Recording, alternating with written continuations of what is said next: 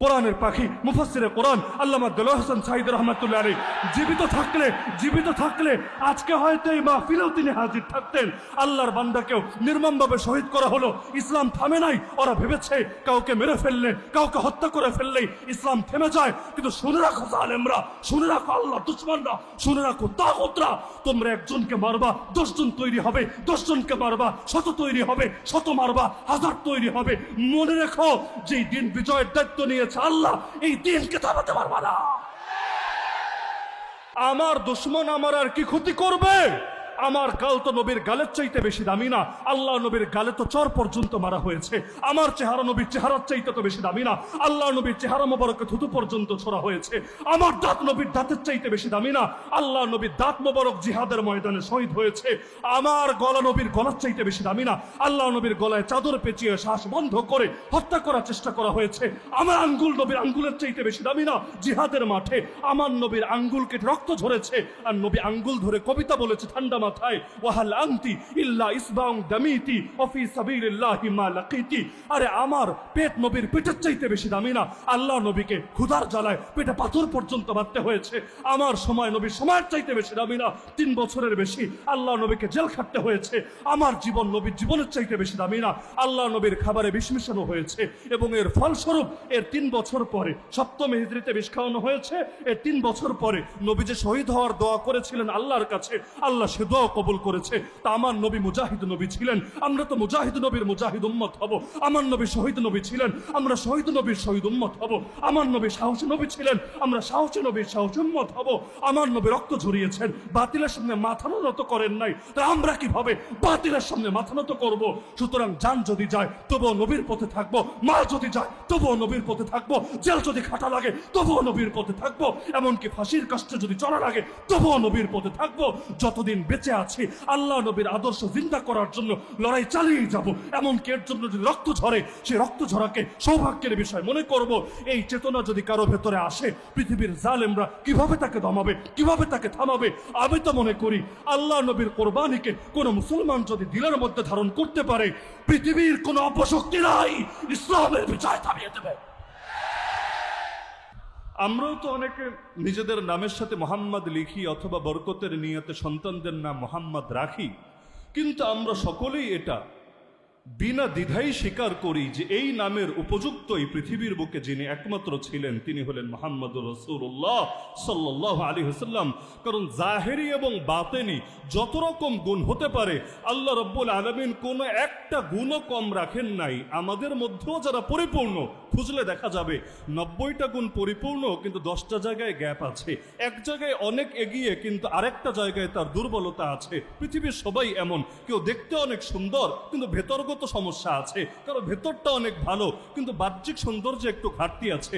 কিন্তু একজন ব্যক্তি এমন যার স্মরণে সাহাবী হাসান বিন সাবিত রাদিয়াল্লাহু আনহু এই বাক্য পর্যন্ত ব্যবহার করেছিলেন, ওয়া আহসানা মিনকা লাম তারা কাত্তু আইনি ওয়া আজমালা মিনকা লাম তালিদিন নিসাউ খুলিকতা মুবাররাআন মিন কুল্লি আইবিন কাআন্নাকা কাদ খুলিকতা কামা তাশাউ।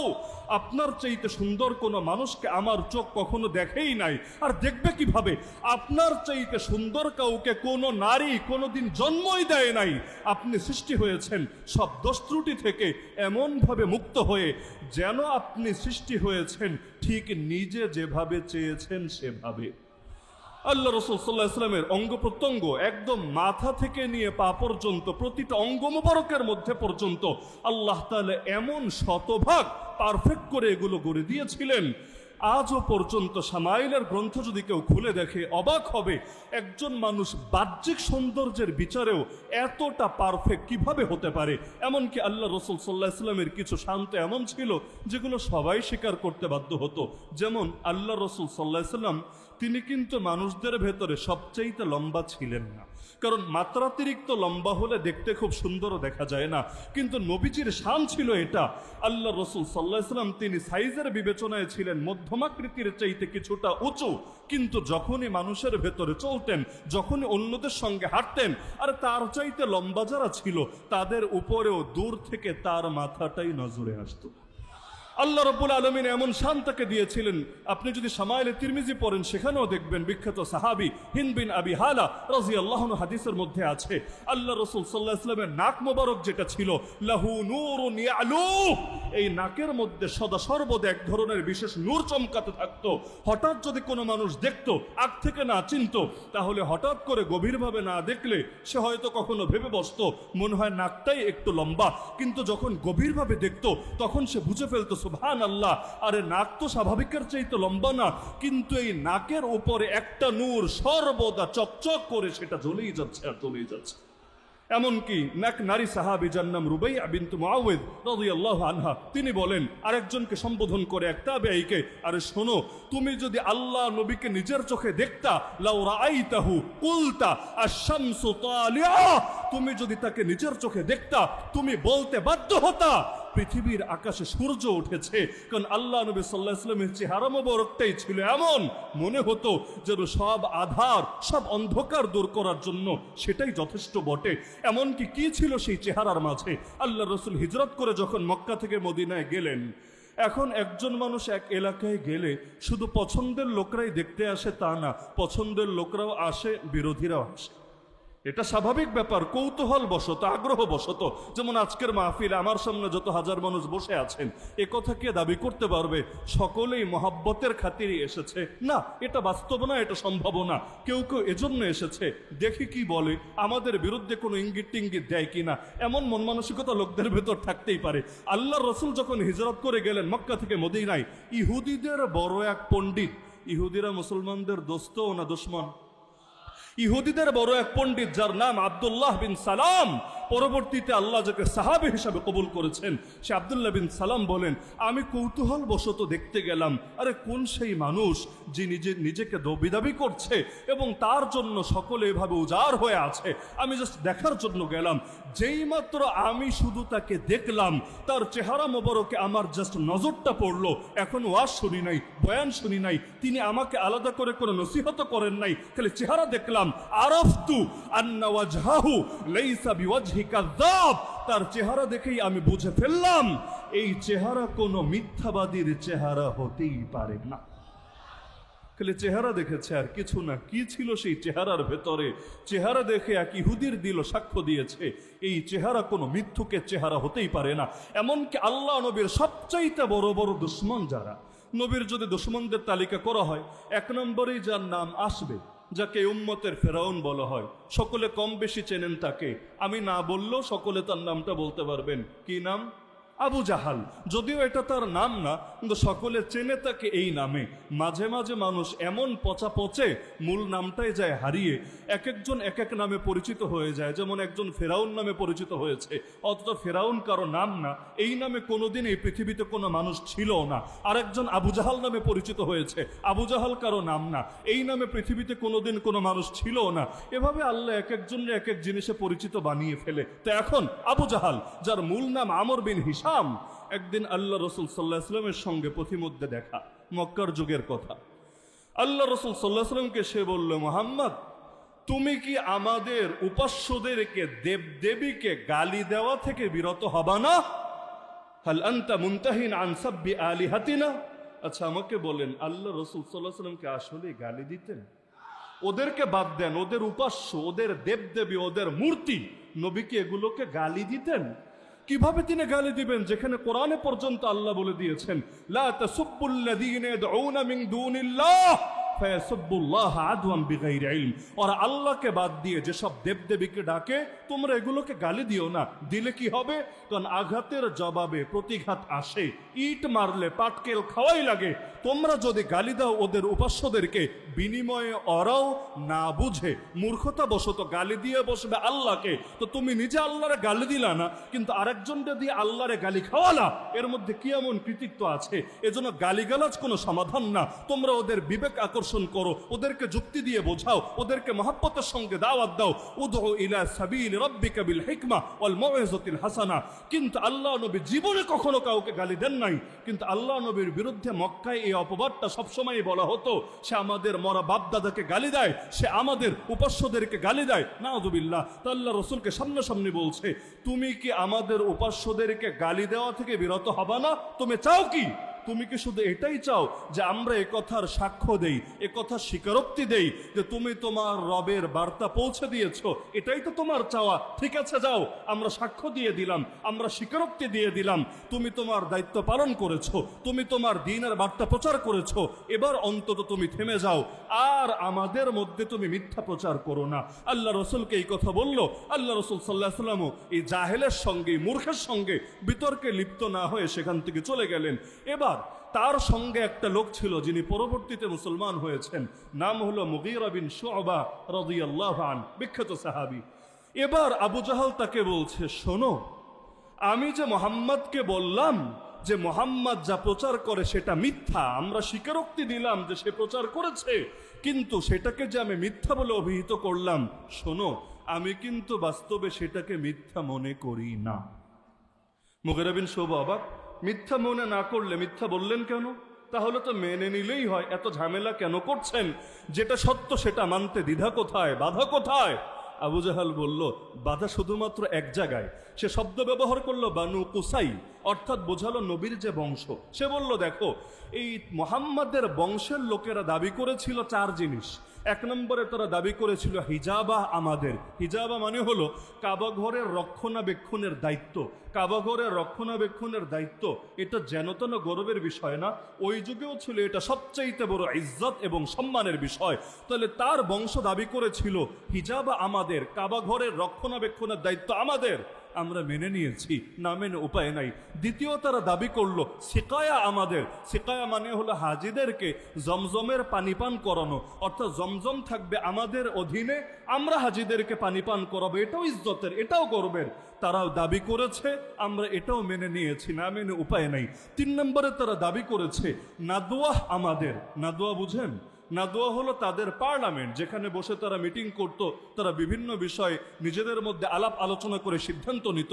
ওরা দাবি করেছে নাদওয়ার নেতৃত্ব আমাদের হাতে, আমরা এটাও মেনে নিয়েছি। চার নম্বরে তারা দাবি করেছে লিওয়া আমাদের। লিওয়া মানে ঝান্ডা, যুদ্ধের মাঠের পতাকা, এটাও থাকবে আমাদের হাতে, আমরা মেনে নিয়েছি। এরপর তাদের সাথে টক্কর দেব কিভাবে, এজন্য তারাও দান করেছে, আমরাও দান করেছি। তারাও গরিব দুঃখীকে খাইয়েছে, আমরাও গরিব দুঃখীকে খাইয়েছি। মোটামুটি যখন ব্যালেন্স হলো, তাদের শান আর আমাদের শান কাছাকাছি আসলো, এখন তোরা বলতে শুরু করেছে আমাদের মধ্যে নবী আছে। নবী এখন যদি বলি হ্যাঁ এইটাও মাইনা নিলাম, তাহলে আমাদের আর থাকে কি? ওরাই তো আগায় গেল, অন্য বংশের লোক যদি আগায়, এটা কি আমাদের ভালো লাগবে? সুতরাং যতদিন বেঁচে আছি, সে যেভাবেই বুঝাক, যেভাবেই বলুক, আমি ভেতরে ভেতরে জানি এটা সত্য, কিন্তু মুখ দিয়ে আমি স্বীকার করব না এটা সত্য, না হলে আমাদের মান সম্মান কমে যাবে। আপনি দেখবেন বর্তমান বাংলাদেশে, বর্তমান বিশ্ব, এমন বহু লোক পাবেন যারা ভালো করেই জানে কোনটা হক, কোনটা বাতিল, কোনটা সত্য, কোনটা মিথ্যা, কোনটা সঠিক, কোনটা ভুল, কিন্তু জানার পরও, বোঝার পরও মানে না, শুধুমাত্র এ কারণে, আরে অন্যের ভালো যদি মেনেই নেই, তাহলে আমার দিন শেষে কি হবে? ওরাই তো এগিয়ে যাবে, আমি তো পিছিয়ে যাব। শুধুমাত্র এই দলান্ধতাই আসাবিয়াতের কারণে বহুত মানুষের অন্তরে মোহর পড়ে আছে। না হলে ইহুদিদের চাইতে ভালো হক চিন্তকে, নবীর যুগের ইতিহাস পড়েন, ইহুদিদের চাইতে ভালো হক চিন্তকে। আমার নবী দুনিয়াতে আসার আগেই তারা অপেক্ষায় দিন গুনত, কবে আসবে মুহাম্মদ সাল্লাল্লাহু আলাইহি ওয়াসাল্লাম। এমনকি যুদ্ধের মাঠে পর্যন্ত তারা বলতো ইস্তাফতিহুনা আলাল্লাযিনা কাফারু।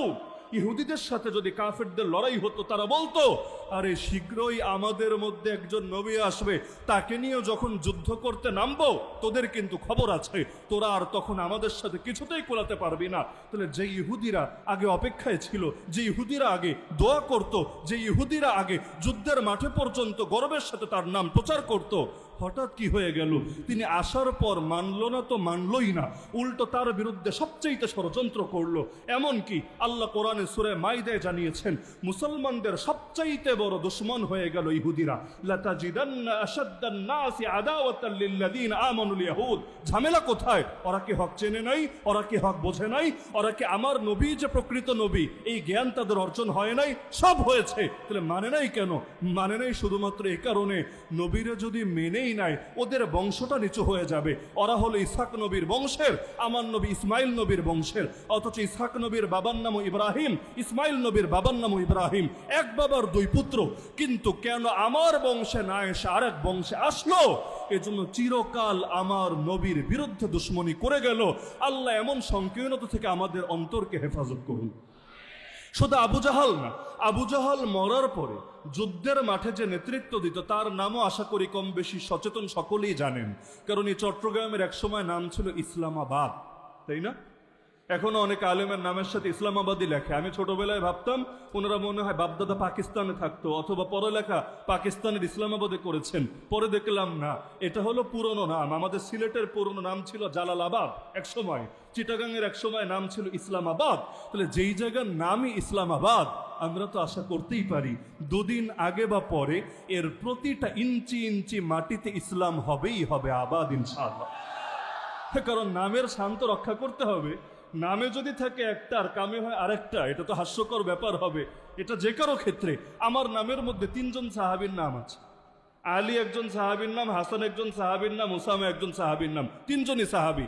আলহামদুলিল্লাহ প্রতিটা মুহূর্তে আমার মাথায় এটা কাজ করে যে নামের মধ্যে যাদের নামের সাথে মিল আছে, অন্তত আমার শানের মধ্যেও তাদের শানের কিছুটা হলেও প্রতিচ্ছবি থাকতে হবে। তো এখন ইসলামাবাদ আশা তো করতে পারি ইনশাআল্লাহ দুদিন আগে বা পরে এখানকার মাটিতে ইসলাম হবে আবাদ। তাহলে আবু জাহাল মারা যাওয়ার পর কুরাইশের পক্ষে নেতৃত্ব দিত কে? আবু সুফিয়ান। উহুদের যুদ্ধেও সে ছিল নেতা। এই আবু সুফিয়ানের ইতিহাস যদি আপনি পড়েন দেখবেন, যখন সম্রাট হিরাক্লিয়াস, আজকের ইউরোপের আগের নাম মনে করেন রোম, এখন তো ইতালির মধ্যে একটা এলাকা আছে রোম, এটা না, তৎকালীন সময়ে রোম বলতে পুরো পশ্চিমা বিশ্ব ধরতে পারেন বা পুরো ইউরোপ। এই ইউরোপের তৎকালীন যিনি বাদশাহ ছিলেন, সম্রাট ছিলেন, তাকে বলা হতো হিরাক্লিয়াস। সেই হিরাক্লিয়াসের সঙ্গে দেখা হয়েছিল আবু সুফিয়ানের উহুদ যুদ্ধের কিছুদিন পরের কথা। যার সাথে যুদ্ধ হলো তার বিরুদ্ধে তো রাগ বেশিই থাকবে। আমার নবী হক নবী কিনা এটা যাচাই করার জন্য এই হিরাক্লিয়াস প্রশ্ন করেছিল আবু সুফিয়ানকে, আমার কাছে যদি আমার দুশ্মনের ব্যাপারে কেউ জিজ্ঞেস করে আমি ভালো বলবো না সবচাইতে খারাপ বলবো? আবু সুফিয়ানকেও প্রশ্ন করেছিল হিরাক্লিয়াস আমার নবী হক কিনা যাচাইয়ের জন্য। আবু সুফিয়ান পরে স্বীকারও করেছে মুসলমান হওয়ার পরে, 2-1 জায়গায় চেয়েছিলাম 2-1টা মিথ্যা চালিয়ে দিব, চালাই নাই শুধু এই ভয়ে আজকে যদি মোহাম্মদের নামে মিথ্যা কিছু বলি তাহলে আমার সাথে যে কয়টা লোক আছে, সে একা তো যায় নাই ব্যবসায়ী কাজে, তার সঙ্গে আরো 2-4 জন লোক আছে, এরা যখন গিয়ে মক্কায় বলে দিবে আরে নেতাজি দেখি মিথ্যা কথাও বলে, ওই সময় তো আমার ইজ্জত ফালুদা হয়ে যাবে। কারণ আরব জাতির এই বৈশিষ্ট্য ছিল, নিজেরা কাফের হতো, মুশরিক হতো, কিন্তু কোনো মিথ্যাবাদীরে তারা নেতা মানত না। কারণ মিথ্যাবাদী মানেই হলো ধোঁকাবাজ। ধোঁকাবাজ আর যাই হোক কখনো জাতির নেতা হওয়ার যোগ্য হতে পারে না। তা আবু সুফিয়ানকে জিজ্ঞেস করেছিল একটা প্রশ্ন, আচ্ছা তুমি আমাকে বলো তো, ফাহাল কুনতুম তাত্তাহিমুনাহু বিল কাযিব ক্বাবলা আন ইয়াকুলা মা ক্বাল। এই যে মুহাম্মদ লা ইলাহা ইল্লাল্লাহর দাওয়াত দেওয়া শুরু করেছে, এই দাওয়াত দেওয়ার আগে তোমরা কি তাকে মিথ্যাবাদী হিসাবে চিন্তা না সত্যবাদী হিসাবে চিন্তা? পূর্বেও কি তার ব্যাপারে মিথ্যার অভিযোগ ছিল কিনা তোমাদের একটু বলো তো। কারণ মানুষের অতীতের সাথে এটা দ্বারা সে একটা প্রমাণ বের করবে যে আগ থেকেই যদি মিথ্যাবাদী হয় তাহলে আল্লাহর নামেও মিথ্যা কথা চালাতে পারে। এজন্য জিজ্ঞেস করলো যে মোহাম্মদ এই দাওয়াত শুরু করার আগে তোমরা তারে মিথ্যাবাদী হিসাবে অভিযুক্ত করতা কিনা? এবার আবু সুফিয়ান বলল না, আমরা এর আগেও অর্থাৎ বিগত 40 বছরেও আমরা তাকে কখনো মিথ্যা বলতে দেখি নাই, মিথ্যা বলতে শুনি নাই। শেষে গিয়ে হিরাক্লিয়াস বলেছিল আমি কেন তোমাকে এই প্রশ্ন করেছি জানো? তোমার এই প্রশ্নের দ্বারা আমি এটা স্পষ্ট বুঝে নিয়েছি এটা কখনোই সম্ভব না যে সে মানুষের নামে মিথ্যা বলা থেকে বিরত থাকবে আর আমার আল্লাহর নামে যা মনে চাই সেই মিথ্যা চালিয়ে দিবে, এটা সম্ভব না। যেহেতু সে মানুষের নামেই মিথ্যা বলে না, সুতরাং আল্লাহর ব্যাপারেও সে যা বলে এটা সত্য ছাড়া আর কিছুই হতে পারে না। এমনকি আমার নবী প্রথম প্রকাশ্যে যেবার দাওয়াত দিলেন, একটা পাহাড়ের চূড়ায় উঠলেন, কুরাইশের প্রতিটা গোত্রের আলাদা আলাদা করে নাম ডেকে ডেকে সবাইকে জমা করে প্রথম দাওয়াত দেওয়ার আগে নবী জিজ্ঞেস করেছিলেন, বলো তো, আমি যদি তোমাদেরকে বলি পাহাড়ের পেছনেই শত্রু বাহিনী চলে এসেছে, কিছুক্ষণ পরই তোমাদের উপর হামলা চালাবে, তোমরা কি আমার কথা বিশ্বাস করবা? আল্লাহ রাসূল নিশ্চিত হয়ে নিচ্ছেন। তারা বলল, কেন বিশ্বাস করব না মুহাম্মদ, মা জাররাবনা আলাইকা ইল্লা সিদকা, আমরা তো তোমার ব্যাপারে সত্যের অভিজ্ঞতাই শুধু লাভ করেছি, তোমার জবান থেকে কোনো দিন কোনো মিথ্যা কথা বের হতে আমরা দেখি নাই। তাহলে নবীর দুশমনরাও এটা স্বীকার করতে বাধ্য ছিল। আর স্বীকার করবে না কিভাবে, যেখানে আমার রাসূল বলেন, লাইসা শাইউন বাইনাস সামাই ওয়াল আরদ ইল্লা ইয়ালামু আন্নী রাসূলুল্লাহ ইল্লা আসিয়াল জিন্নি ওয়াল ইনস, আসমান এবং জমিনের মধ্যে এমন একটা জিনিসও নাই যেই জিনিসটা জানে না সুনিশ্চিতভাবে যে আমি আল্লাহর রাসূল। শুধুমাত্র কিছু নাফরমান, কিছু অবাধ্য জিন আর ইনসান বাদে প্রতিটা মাখলুক এ কথা জানে এবং মানে আমি শুধু সাধারণ বান্দা না, আমি আল্লাহর নবী, আল্লাহর রাসূল। এজন্য সহিহ মুসলিম খোলেন, হাদিস পাবেন, আল্লাহ রাসূল বলেন, ওয়াল্লাহি, আল্লাহর কসম করে বলছি, ইন্নী লা আরিফু হাজারাম বিমাক্কা কানা ইউসাল্লিমু আলাইয়া ক্বাবলা আন উবআস ইন্নী লা আরিফুহুল আন, সেই পাথরটাকে আজও আমি মুহাম্মদ ভালো করে চিনি। আরে আমার কাছে ওহী আসা শুরু হওয়ার আগেই যেই পাথর মক্কায় আমাকে দেখলেই সালাম দিত, সালাম। আপনি চিন্তা করেন, এখনো ওহী আসা শুরুই হয় নাই, এখনো মানুষ তাকে নবী রাসূল হিসাবে চিনতে শুরুই করে নাই, কিন্তু পাথর পর্যন্ত চিনত এই মানুষটা আল্লাহর একজন নবী, এই মানুষটা আল্লাহর একজন রাসূল। এমনকি কি ছিল তার মাঝে, একবার তিনি কোরবানির দিন নিজ হাতে কোরবানি করবেন। এই মাসালা তো সবাই জানেন আশা করি, কোরবানি নিজের হাতে করা ভালো না অন্যের হাতে করা ভালো? যারা সুন্নাত সম্মত পদ্ধতিতে কোরবানি করতে জানে, যারা জানে না তাদেরকে বলছি না, যারা সুন্নতি তরিকায় কোরবানি করতে জানে তাদের কোরবানি নিজের হাতেই করা উত্তম। আল্লাহ রাসূল নিজের হাতে কোরবানি করতেন, অনেকগুলো উট বাঁধা, আল্লাহ রাসূল একটা একটা করে সবগুলোকে কোরবানি করবেন। উটকে তো আর জবাই করে না, উটকে নহর করে, দাঁড়ানো থাকে, গলার নির্দিষ্ট জায়গায় ছুরি দিয়ে আঘাত করে, রক্ত গড়াতে গড়াতে সেটা নিস্তেজ হয়ে যায়, সেটার প্রাণবায়ু বের হয়ে যায়।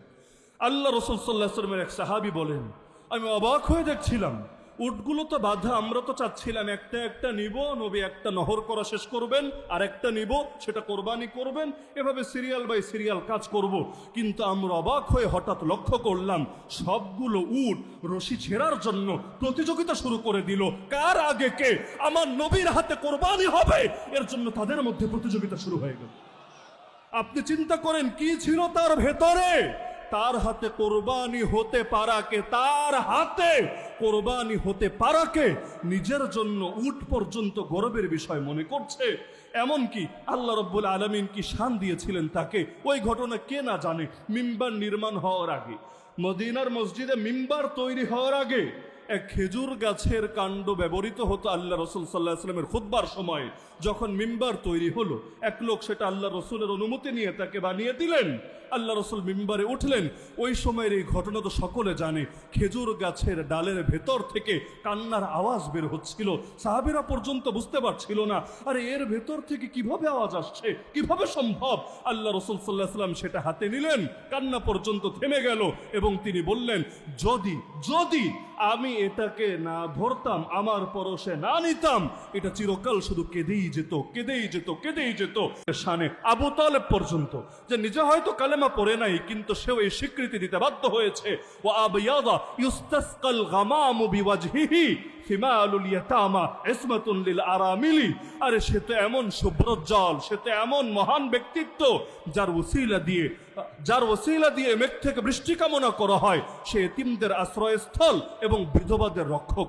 আল্লাহ রাসূল এক শুক্রবার দিন জুমার সময় খুতবা দিচ্ছেন, এক বেদুইন লোক, বেদুইন মানে মরুভূমিতে থাকে, অত আদব কায়দাও বোঝে না এবং শহরের নিয়ম কানুনের সঙ্গে ওরা পরিচিত না। খুতবার মধ্যে দাঁড়ায়া বলে উঠলো, ইয়া রাসূলুল্লাহ, হালাকাল আহল হালাকাল মাল ওয়া জাআল আয়াল, আল্লাহ রসুল সাল্লাল্লাহু আলাইহি সাল্লামকে বলছে, আমাদের সম্পদ তো সব শেষ হয়ে গেল, আমাদের ফ্যামিলি তো মরার উপক্রম হলো। কেন কেন কি হয়েছে? সে বলল, কতদিন ধরে বৃষ্টি নেই আপনি জানেন? ইতিমধ্যে দুর্ভিক্ষ দেখা দিয়েছে, আমাদের ফ্যামিলিও বরবাদ, আমাদের সম্পদও বরবাদ, এখন আমাদের কি হবে? আল্লাহ রসুল সাল্লাল্লাহু আলাইহি সাল্লাম সেই সময় আল্লাহকে বললেন, দেরি করলেন না, সেই সময় আল্লাহকে বললেন, আল্লাহুম্মা স্কিনা, আল্লাহুম্মা স্কিনা, আল্লাহুম্মা স্কিনা, আল্লাহ আমাদেরকে বৃষ্টি দিয়ে সিক্ত করেন, বৃষ্টি দিয়ে সিক্ত করেন, বৃষ্টি দিয়ে সিক্ত করেন। সাহাবী বলেন, দোয়া মুখ থেকে বের হতে দেরি, ফল প্রকাশ হতে দেরি না। আমাকে বলেন, নবীর দোয়া কবুল হতে কি কোনো বাধা আছে? আমাদের দোয়া কবুল হতে নয়তো বিভিন্ন বাধা টাধা থাকে। অনেক সময় হারাম ইনকামের কারণে, হারাম খাওয়ার কারণে দোয়া কবুল হয় না। কখনো দোয়ার আদব না জানার কারণে, যেমন দোয়া করতে হয় নবীর শানে দুরূদ পড়ে। এখন যারা দুরূদে কার্পণ্য করে তাদের দোয়াও আল্লাহ রসুল বলেন আসমান এবং জমিনের মধ্যে আটকে যায়। ইন্না দুআ মাওকুফুন বাইনাস সামাই ওয়াল আরদ, নিশ্চয়ই দোয়া আসমান আর জমিনের মধ্যে আটকে থাকে যদি না বান্দা নবীর শানে দুরূদ পড়ে। তা আমাদের দোয়া কবুল হতে অনেক বাধা থাকে, কিন্তু নবীর দোয়া কবুল হতে কোনো বাধা আছে? নবীর যেই দোয়া আল্লাহ কবুল করেন নাই সেটা নিজেই জানিয়ে দিয়েছেন যে ইয়া রাসূলুল্লাহ, আপনার এই দোয়া আমি কবুল করলাম না, কারণ এটা আমার সিদ্ধান্তের বিপরীত। যেমন আল্লাহ রসুলের একটা দোয়া এক হাদিসের মধ্যেই আছে যে আল্লাহ রসুল 3টা দোয়া করলেন, আল্লাহ 2টা কবুল করলেন, একটা ফিরায় দিলেন এবং নবীকে জানিয়ে দিলেন, ইয়া রাসূলুল্লাহ এই দোয়া আমি কবুল করব না, এটা আমার সিদ্ধান্তের বিপরীত। আপনি এখন অবাক হবেন, কোন সেই দোয়া যেটা আল্লাহই বলে দিলেন নবীকে কবুল করবেন না? এটা বুঝতে চাইলে আগের দোয়াটা বোঝেন যে কবুল করলেন কোনটা। নবী আল্লাহকে বলেছিলেন, আয় আল্লাহ, আমার উম্মতের উপর বহিঃশত্রুকে, বহিঃশত্রু বুঝেন বাইরের দুশমন আর কি, কাফের, মুশরিক, ইহুদি, খ্রিস্টান, হিন্দু, বৌদ্ধ, নাস্তিক যা হতে পারে, অর্থাৎ অমুসলিম যারা, আয় আল্লাহ আমার উম্মতের উপর অমুসলিমদেরকে এমন ভাবে চাপিয়ে দিবেন না যে আমার উম্মতকে সবাইরে মেরে ফেলেছে, কচুকাটা করে ফেলেছে। আয় আল্লাহ এমনটা আপনি করবেন না। আল্লাহুম্মা লা তুসাল্লিত আলাইহিম আদুওয়াম মিন সিওয়া আনফুসিহিম ফায়াস্তাবিহা বাইদাতাহুম, নবীর বাক্য, আজও হাদিসে লেখা আছে। আল্লাহ জানিয়ে দিলেন, ইয়া রাসূলুল্লাহ এই দোয়া কবুল করলাম। মানে কি? পৃথিবীর সমস্ত কাফেররা মিলেও যদি চেষ্টা করে কিছু মুসলমান মারতে পারবে, কিছু মানুষের শাহাদাতের দোয়া কবুল করার ব্যবস্থা করতে পারবে, কিন্তু গোটা উম্মতকে নিশ্চিহ্ন করতে পারবে না, পৃথিবী থেকে ইসলামকে কেউ ধ্বংস করতে পারবে না। আল্লাহ এই দোয়া কবুল করেছেন, কবুল করেছেন বলেই তো কত মানুষ চলে যাচ্ছে, কিন্তু আল্লাহর দিন যেমন ছিল তেমনই থেকে যাচ্ছে। এমনকি শহীদদের মিছিল যত দীর্ঘ হচ্ছে, আমার আল্লাহ ইসলামের বিজয় পৃথিবীর বুকে তত এগিয়ে দিচ্ছে। আরে কারো মৃত্যুতে যদি ইসলাম থেমে যেত, অনেকে তো ভাবে অমুককে মেরে ফেললে ইসলাম শেষ, তমুককে শহীদ করে দিলে ইসলাম শেষ, অমুককে জেলে ভরে রাখলে ইসলাম শেষ। আরে পাগল, তোমরা ভেবেছ কি কারো বিদায়ে যদি ইসলাম থেমে যেত, আল্লাহ রসুল রফাতের পরে ইসলাম হারিয়ে যেত? আমার রসুল রফাতের পর কেউ কেউ বেঈমান হয়েছে, তারা ভেবেছে মোহাম্মদ শেষ, মোহাম্মদের ধর্ম শেষ, এই ধর্ম আর আগ বাড়বে না। অথচ ওরা জানে না যে ইসলামকে হেফাজতের দায়িত্ব নিয়েছেন আল্লাহ, যতদিন আল্লাহ আছে এই দ্বীনের ক্ষতি কেউ করতে পারবে না। আমার রসুল বিদায় হয়েছেন, ওফাত বরণ করেছেন, হ্যাঁ আমার নবী আজও জিন্দা হয়ে রওজায়ে আতহারে শুয়ে আছেন, কিন্তু আমার নবী মাটির উপর থেকে মাটির নিচে যাওয়ার পরে কেউ কেউ ভেবেছিল ইসলাম শেষ। ইসলাম শেষ হয়েছে না আরো এগিয়েছে? আল্লাহ রসুল যখন ইসলাম রেখে গিয়েছিলেন মক্কা মদিনা এবং তার পার্শ্ববর্তী কিছু অঞ্চলে, কিন্তু ভবিষ্যৎবাণী করেছিলেন সেদিন বেশি দূরে না, সেদিন বেশি দূরে না, পৃথিবীর প্রতিটা ঘরে ঘরে আমার আল্লাহ ইসলামকে নিয়ে প্রবেশ করাবে। আরে আমার নবী সাল্লাল্লাহু আলাইহি ওয়াসাল্লাম এমন একদিন রেখে গিয়েছেন, বেশি দিন লাগে নাই। আল্লাহ রসুলের পর মাত্র 2 বছর খলিফা ছিলেন আবু বকর রাদিয়াল্লাহু আনহু। এরপর যিনি আসলেন তার নামটাও আপনারা বলেন অর্ধ জাহানের খলিফা। অর্ধজাহান বুঝেন? অর্ধজাহান পর্যন্ত বিজয় যেতে কয়দিন লাগলো? কয়দিন লাগলো? এর মধ্যে আমার আল্লাহ ঠিকই পৌঁছে দিলেন। তা আমার রাসূলের ওফাতের পর যেহেতু ইসলাম থামে নাই, সিদ্দিক আকবর আবু বকর রাদিয়াল্লাহু আনহু খাবারে বিষ মেশানো হয়েছিল, ইসলাম থামে নাই। ওমর ফারুক রাদিয়াল্লাহু আনহুকে নামাজের ইমামতি করা অবস্থায় শহীদ করা হয়েছিল, ইসলাম থামে নাই। ওসমান যুন্নুরাইন রাদিয়াল্লাহু আনহুকে কোরআন তিলাওয়াত করা অবস্থায় শহীদ করা হয়েছিল, ইসলাম থামে নাই। আলীউল মুর্তাজা রাদিয়াল্লাহু আনহু ফজরের নামাজের ইমামতি করার জন্য যাচ্ছিলেন, পথিমধ্যে শহীদ করা হয়েছিল, ইসলাম থামে নাই। হাসান রাদিয়াল্লাহু আনহু খাবারে বিষ মেশানো মেশানো হয়েছিল, ইসলাম থামে নাই। হুসাইন রাদিয়াল্লাহু আনহু রক্তে কারবালার প্রান্ত রঞ্জিত করা হয়েছিল, ইসলাম থামে নাই। আল্লাহ নবীর হাজার হাজার সাহাবীকে শহীদ করা হয়েছিল, ইসলাম থামে নাই। আরে জালেম ইয়াজিদ এসে মদিনার উপর পর্যন্ত হামলা চালিয়ে দিয়েছিল, ওয়াকিয়া হাররা, এই মদিনাবাসী রক্ত ছড়ানোর পরও ইসলাম থামে নাই। ইমাম আবু হানিফাকে নিয়ে জেলে ভরা হলো, খাবারে বিষ মিশিয়ে শহীদ করা হলো, ইসলাম থামে নাই। ইমাম মালিক রাহমাতুল্লাহ আলাইহির মুখে চুনকালি লাগিয়ে গাদার পিঠে চড়িয়ে মদিনার অলিতে গলিতে ঘোরানো হলো, ইসলাম থামে নাই। ইমাম শাফিঈকে নিয়ে পর্যন্ত জেলে ভরা হলো, ইসলাম থামে নাই। ইমাম আহমদ বিন হাম্বল রাহমাতুল্লাহ আলাইহিকে একের পর এক তিনজন বাদশাহ জুলুম করে গেল, ইসলাম থামে নাই। ইমাম ইবনু তাইমিয়া কারাগারের ভেতরে লাশ হলেন, ইসলাম থামে নাই। মুজাদ্দিদ আল ফিসানি রাহমাতুল্লাহ আলাইহি জেল খাটলেন, ইসলাম থামে নাই। এরপর রক্তের দরিয়া শুধু বয়ে যাচ্ছে বালাকোটের প্রান্তরে। কই পরিমাণ সৈয়দ আহমদ শহীদ ইসমাইল শহীদ থেকে শুরু করে কত বুজুর্গানে দিনকে শহীদ করা হলো, ইসলাম থামে নাই। এমনকি কাফেলা চলতে চলতে এখন এই বাংলাদেশে এসে পর্যন্ত কত আলেমকে নির্মমভাবে শহীদ করা হলো। এমনকি কোরআনের পাখি মুফাসসিরে কোরআন আল্লামা দেলোয়ার হোসেন সাঈদ রাহমাতুল্লাহ আলাইহি জীবিত থাকলে আজকে হয়তো এই মাহফিলেও তিনি হাজির থাকতেন। আল্লাহর বান্দাকেও নির্মমভাবে শহীদ করা হলো, ইসলাম থামে নাই। ওরা ভেবেছে কাউকে মেরে ফেললে, কাউকে হত্যা করে ফেললেই ইসলাম থেমে যায়। কিন্তু শুনে রাখো জালেমরা, শুনে রাখো আল্লাহ দুশমনরা, শুনে রাখো তাগুতরা, তোমরা একজনকে মারবা 10 জন তৈরি হবে, 10 জনকে মারবা 100 তৈরি হবে, 100 মারবা 1000 তৈরি হবে।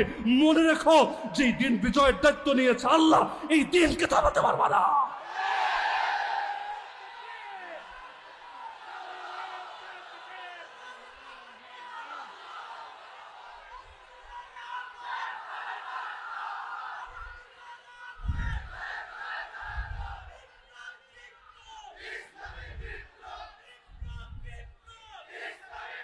এমনকি ইসলামের বৈশিষ্ট্যই হলো এটা, যদি না থামানোর চেষ্টা করো হালকা গতিতে আগাবে, আর যদি থামানোর চেষ্টা করো গতি 1000 গুণ বেড়ে যাবে। আমার নবীর দাওয়াত মক্কায় সবচাইতে বেশি বেড়েছিল কখন জানেন? আমার রাসূল সাল্লাল্লাহু আলাইহি ওয়াসাল্লাম একা কয়জনের কাছে গিয়ে দাওয়াত দিবেন, কয়জনের কর্ণকুহরে লা ইলাহা ইল্লাল্লাহর বাণী পৌঁছাবেন। এমনকি হজের সময় তখনও সারা দুনিয়া থেকে মানুষ যেত, আল্লাহ রসুল টার্গেট করতেন সবাইরে দাওয়াত দিব, কিন্তু একা কয়জনের কাছেই যাবেন। কিন্তু যখন ওরা বাধা দিতে চাইল, আমার আল্লাহ হিতে বিপরীত করে দিলেন। কিভাবে? মক্কার অলিতে গলিতে হাটে ঘাটে মাঠে লোক ভাড়া করে দাঁড় করিয়ে দিল। শোন, যেই আসবে মক্কায়, নতুন মানুষ বাহির থেকে আসবে, চিনবে না বুঝবে না, তার কানে একটা আওয়াজ দিয়ে দিবে। কি আওয়াজ? এই মক্কায় একটা পাগল আছে, একটা জাদুঘর আছে, সুতরাং সাবধান, তার পাল্লায় পড়ো না, না হলে সর্বনাশ হয়ে যাবে। তুমি তোমার ফ্যামিলি থেকে আলাদা হয়ে যাবা, জাদুতে আক্রান্ত হয়ে যাবা, বিশাল ক্ষতি হয়ে যাবে। এই কথাগুলো তারা ছড়িয়ে দিত। এখন মজার বিষয় হলো, মানুষ নিষিদ্ধ জিনিসে একটু বেশি আগ্রহী হয়ে থাকে। আল ইনসানু হারিসুন আলা মা মুনিয়া, এটাই নিয়ম। এজন্য যেটা না করবেন দেখবেন এটা লোকে আরো বেশি করে। আপনি বলবেন ভাই খুনোখুনি করিস না, দেখেন দেশের মধ্যে খুনোখুনি আরো বেড়েছে। হুজুররা ওয়াজ করছে চাঁদাবাজি করিস না, দেশের মধ্যে চাঁদাবাজি আরো বেড়ে গিয়েছে। মানুষ যা নিষেধ করে, দেখা যায় কিছু মানুষ ওইটা করার মধ্যে আলাদা পৈশাচিক আনন্দ অনুভব করতে থাকে। এখন চারদিকে মাইকিং চলছে, মাইক ছাড়া মাইকিং আর কি। ওই যুগে মক্কায় পাগল আছে, জাদুঘর আছে, পাগল আছে, জাদুঘর আছে।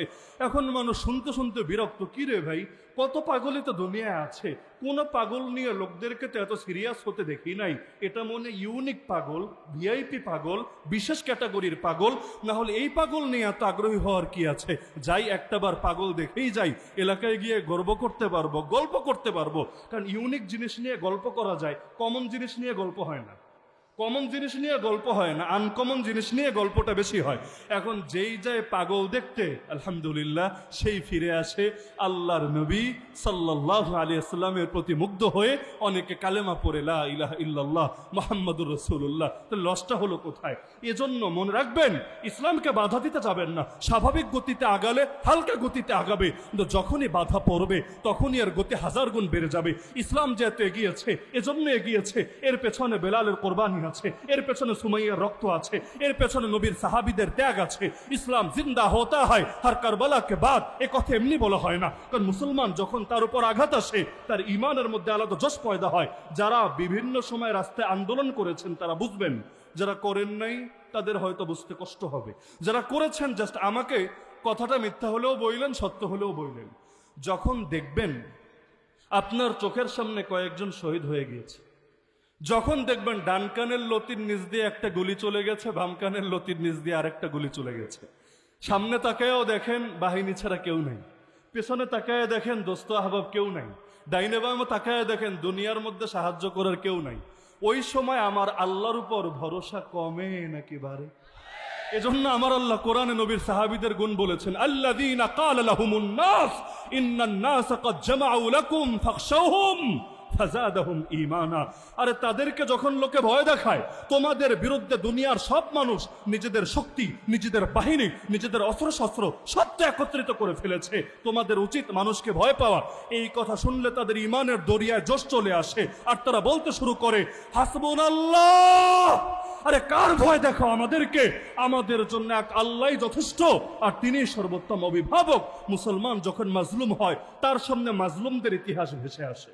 এজন্য আমার নবীকে আমার আল্লাহ পূর্বের নবীদের সবচাইতে বেশি গল্প শুনিয়েছেন কবে জানেন? মদিনার জীবনে না, বরং মক্কার জীবনে। বলবেন কেন? মক্কার জীবনে আমার নবী রক্ত ঝরাচ্ছেন, মায়ের খাচ্ছেন, মাজলুম হচ্ছেন, 3 বছরের বেশি জেল খাচ্ছেন। আমার আল্লাহ তাদের ইতিহাস শুনিয়ে বলছেন, তারা যদি পারে আপনি কেন পারবেন না?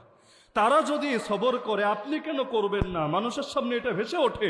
সুতরাং আপনার উপর যদি আঘাত আসে আর আপনি যদি স্মরণ করেন, আরে ওরা আর আমার কি ক্ষতি করবে? আমার দুশমন আমার আর কি ক্ষতি করবে? আমার গাল তো নবীর গালের চাইতে বেশি দামি না। আল্লাহ নবীর গালে তো চর পর্যন্ত মারা হয়েছে। আমার চেহারা নবীর চেহারার চাইতে তো বেশি দামি না। আল্লাহ নবীর চেহারা মোবারকে থুতু পর্যন্ত ছোড়া হয়েছে। আমার দাঁত নবীর দাঁতের চাইতে বেশি দামি না। আল্লাহ নবীর দাঁত মোবারক জিহাদের ময়দানে শহীদ হয়েছে। আমার গলা নবীর গলার চাইতে বেশি দামি না। আল্লাহ নবীর গলায় চাদর পেঁচিয়ে শ্বাস বন্ধ করে হত্যা করার চেষ্টা করা হয়েছে। আমার আঙ্গুল নবীর আঙ্গুলের চাইতে বেশি দামি না। জিহাদের মাঠে আমার নবীর আঙ্গুলকে রক্ত ঝরেছে, আর নবী আঙ্গুল ধরে কবিতা বলেছে ঠান্ডা মাথায়, ওয়াহাল আনতি ইল্লা ইসবাউন দামিতি ওফি সাবিলিল্লাহি মা লাকিতি। আরে আমার পেট নবীর পেটের চাইতে বেশি দামি না। আল্লাহ নবীকে ক্ষুধার জ্বালায় পেটে পাথর পর্যন্ত মারতে হয়েছে। আমার সময় নবীর সময়ের চাইতে বেশি দামি না। 3 বছরের বেশি আল্লাহ নবীকে জেল খাটতে হয়েছে। আমার জীবন নবীর জীবনের চাইতে বেশি দামি না। আল্লাহ নবীর খাবারে বিষ মিশানো হয়েছে, এবং এর ফলস্বরূপ এর 3 বছর পরে 7ম হিজরিতে বিষ খাওয়ানো হয়েছে। এর 3 বছর পরে নবী যে শহীদ হওয়ার দোয়া করেছিলেন আল্লাহর কাছে, আল্লাহ সে দোয়া কবুল করেছে। তা আমার নবী মুজাহিদ নবী ছিলেন, আমরা তো মুজাহিদ নবীর মুজাহিদ উম্মত হব। আমার নবী শহীদ নবী ছিলেন, আমরা শহীদ নবীর শহীদ উম্মত হব। আমার নবী সাহসী নবী ছিলেন, আমরা সাহসী নবীর সাহসী উম্মত হব। আমার নবী রক্ত ঝরিয়েছেন, বাতিলের সামনে মাথা নত করেন নাই, তা আমরা কিভাবে বাতিলের সামনে মাথা নত করব? সুতরাং জান যদি যায় তবুও নবীর পথে থাকবো, মা যদি যায় তবুও নবীর পথে থাকবো, জেল যদি খাটা লাগে তবুও নবীর পথে থাকবো, এমনকি ফাঁসির কাষ্টে যদি চলা লাগে তবুও নবীর পথে থাকবো। যতদিন বেঁচে আছি আল্লাহ নবীর আদর্শ জিন্দা করার জন্য লড়াই চালিয়ে যাব। এমনকি এর জন্য যদি রক্ত ঝরে, সেই রক্ত ঝরাকে সৌভাগ্যের বিষয় মনে করব। এই চেতনা যদি কারো ভেতরে আসে, পৃথিবীর জালেমরা কিভাবে তাকে দমাবে, কিভাবে তাকে থামাবে? আমি তো মনে করি আল্লাহ নবীর কোরবানিকে কোন মুসলমান যদি দিলের মধ্যে ধারণ করতে পারে, পৃথিবীর কোন অপশক্তি নাই ইসলামের বিজয় থামিয়ে দেবে।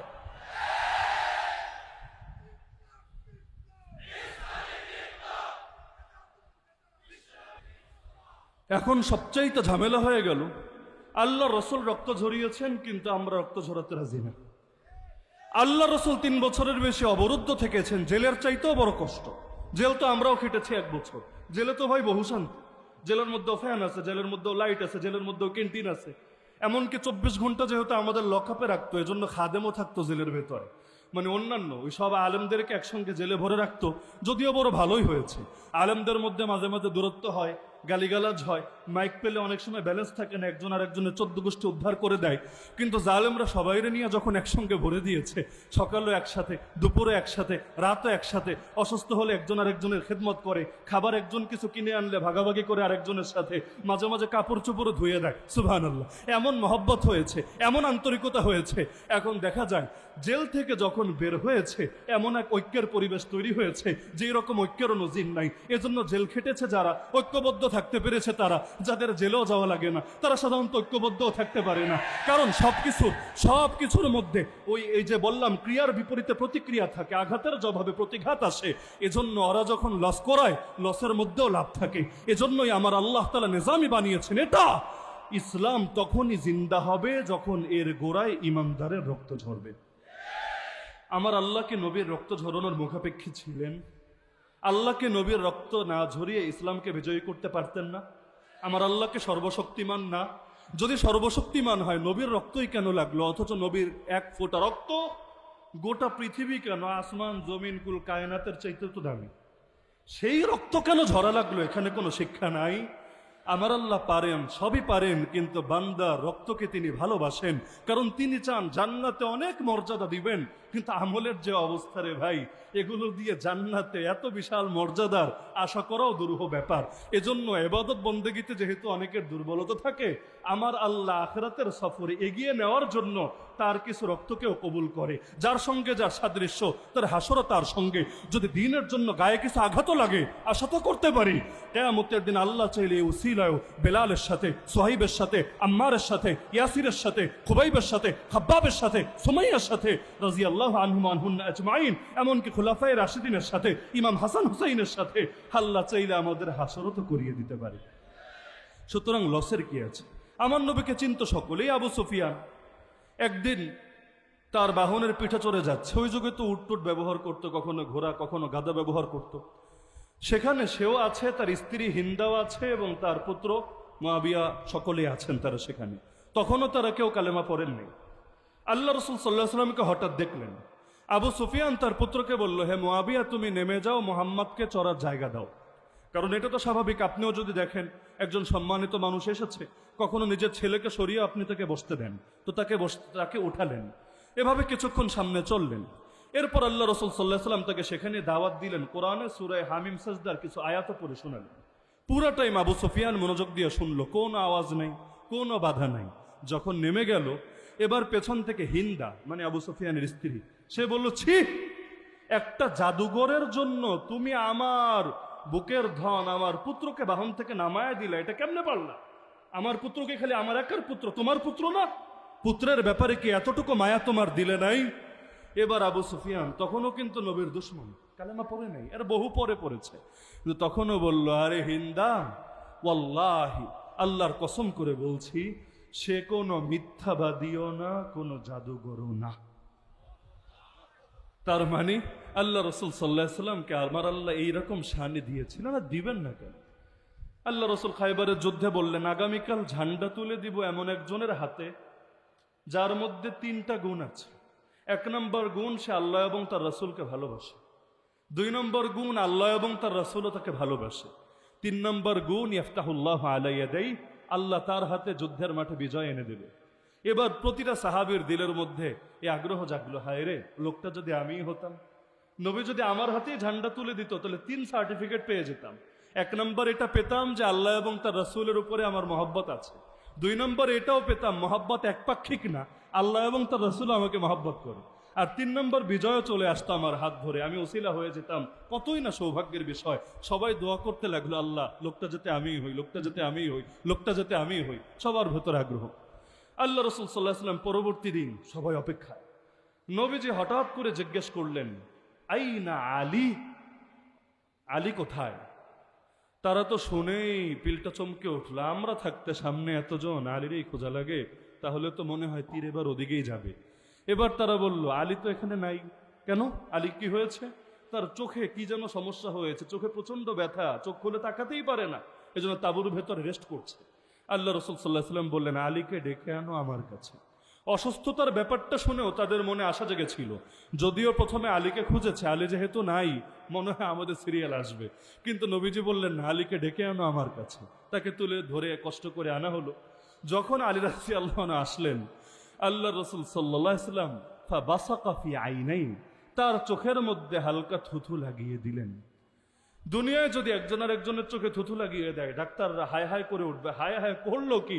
একজনের জীবনও চলে যাবে আরেকজনের ভেতরে। করোনার সময় মানুষ কি কষ্ট করে প্যাকেট ট্যাকেট হয়ে থাকতো না? কেন? যাতে আমার জীবন দ্বারা আরেকজন ক্ষতিগ্রস্ত না হতে পারে, বা আরেকজনেরটা দ্বারা আমি যাতে ক্ষতিগ্রস্ত না হই। তো এখন আল্লাহ রাসূল সাল্লাল্লাহু আলাইহি ওয়াসাল্লাম তার থুথু লাগিয়ে দিলেন তার চোখের ভেতরে। হাদিসের শব্দ, ফা বারাআ মাকানা কান্নাহু লাম ইয়াকুন বিহি শাই। সঙ্গে সঙ্গে, কোনো টাইম টুমও লাগলো না, সঙ্গে সঙ্গে আলী রাদিয়াল্লাহু আনহু এমন ভাবে সুস্থ হয়ে গেলেন যেন তার কোনো দিন চোখে কোনো সমস্যা ছিলই না। আপনি চিন্তা করেন কি ছিল সেই থুতুর ভেতরে। আল্লাহ রাসূল সাল্লাল্লাহু আলাইহি ওয়াসাল্লাম উহুদ পাহাড়ে উঠলেন, হঠাৎ ভূমিকম্প শুরু। ভূমিকম্প তো হতেই পারে। আল্লাহ রসুল সাল্লাল্লাহু আলাইহি ওয়াসাল্লাম উহুদ পাহাড়ের পেছনে পা দিয়ে হালকা আঘাত করলেন, আঘাত করে বললেন, উসবুত উহুদ, উহুদ তুই থেমে যা। উহুদ কিন্তু সেই পাহাড়, আল্লাহ যদি আপনাদেরকে মদিনা শরীফে নেন, উহুদ পাহাড়টা অবশ্যই দেখে আসেন, কারণ উহুদ এখনো দাঁড়িয়ে আছে। যে উহুদের ব্যাপারে আল্লাহ রসুল সাল্লাল্লাহু আলাইহি ওয়াসাল্লাম বলেছিলেন, এটা হলো সেই পাহাড়, যেই পাহাড়ও আমাকে ভালোবাসে, আমিও তাকে ভালোবাসি। আল্লাহ রসুল সাল্লাল্লাহু আলাইহি ওয়াসাল্লামকে পাহাড়ও চিনত, খালি চিনত না, বিশেষ মহব্বতও করতো। আর মহব্বত এক পাক্ষিক না, আল্লাহ রসুল তার মহব্বতটা অনুভব করতেন, এজন্য নবীও তাকে বিশেষভাবে মহব্বত করতেন। সেই উহুদ কাঁপছে, ভূমিকম্প হচ্ছে, আল্লাহ রসুল পা দিয়ে আঘাত করে বললেন, উহুদ তুই থেমে যা। কেন? ফাইন্নামা আলাইকা নবিয়্যুন ওয়া সিদ্দীকুন ওয়া শাহীদান। তুই জানিস না তোর উপর কে কে দাঁড়িয়ে আছে? তোর উপর দাঁড়িয়ে আছে একজন নবী, একজন সিদ্দিক, আর দুইজন শহীদ। নবীকে দাঁড়িয়ে আছে এটা তো সবাই বুঝতে পারছে, মুহাম্মদুর রাসূলুল্লাহ সাল্লাল্লাহু আলাইহি ওয়াসাল্লাম। সিদ্দিককে দাঁড়িয়ে আছে এটাও বুঝতে পারছেন, আবু বকর সিদ্দিক রাদিয়াল্লাহু আনহু। দুইজন শহীদ দাঁড়িয়ে আছে। শহীদ তো জিন্দা মানুষরে বলে না মুর্দা মানুষরে বলে? আর কারো নামে যদি রেখে দেয় শহীদ সেটা আলাদা, কিন্তু এমনি সাধারণত শহীদকে জিন্দা মানুষকে বলে না মুর্দা মানুষকে বলে? মুর্দা মানুষকে। কিন্তু আল্লাহ রসুল উহুদ পাহাড়ে কোনো মুর্দা লাশ নিয়ে যান নাই, জিন্দা মানুষে নিয়ে গিয়েছেন। কিন্তু নবী শব্দ ব্যবহার করলেন দুইজন শহীদ। মানুষে ছিল আর দুইজন, একজনের নাম ওমর ইবনুল খাত্তাব রাদিয়াল্লাহু আনহু, আর একজনের নাম উসমান যুন নুরাইন রাদিয়াল্লাহু আনহু। দুইজনের বুঝতে আর বাকি নাই আগামী দিনে কপালে কি আছে, কারণ নবীর জবান থেকে যেহেতু একবার বের হয়েছে, সুতরাং পৃথিবীতে এটাই হবে। এজন্য বুখারী খুললেও পাবেন, ওমর রাদিয়াল্লাহু আনহু নিয়মিত দোয়াই করতেন। এই দোয়া হয়তো আমি করি না, আপনি করেন না, ওমর দোয়া করতেন। ওমরের বাক্য পর্যন্ত বুখারীতে পেয়ে যাবেন। ওয়াকাল ওমর রাদিয়াল্লাহু আনহু, আল্লাহুম্মা রযুকনি শাহাদাতান ফি সাবিলিক। হে আল্লাহ, আমাকে আপনার রাস্তায় শহীদি মরণ দিয়েন। এই দোয়া আমরা করি না, অথচ ওমর পর্যন্ত নিয়মিত এই দোয়া করতেন। শুধু ওমর না, আল্লাহ রসুল পর্যন্ত আল্লাহকে বলেছিলেন, বুখারীতে একাধিক জায়গায় আছে, হে আল্লাহ আমার বড় ইচ্ছা হয়, লাওয়াদিত্তু লাওয়াদিত্তু, হে আল্লাহ আমার বড় আগ্রহ হয় তোমার রাস্তায় জিহাদ করে শহীদ হব, আবার জীবন দিবা, আবার শহীদ হব, আবার জীবন দিবা, আবার শহীদ হব, আবার জীবন দিবা, আবার শহীদ হব। কি আছে শাহাদাতের ভেতরে?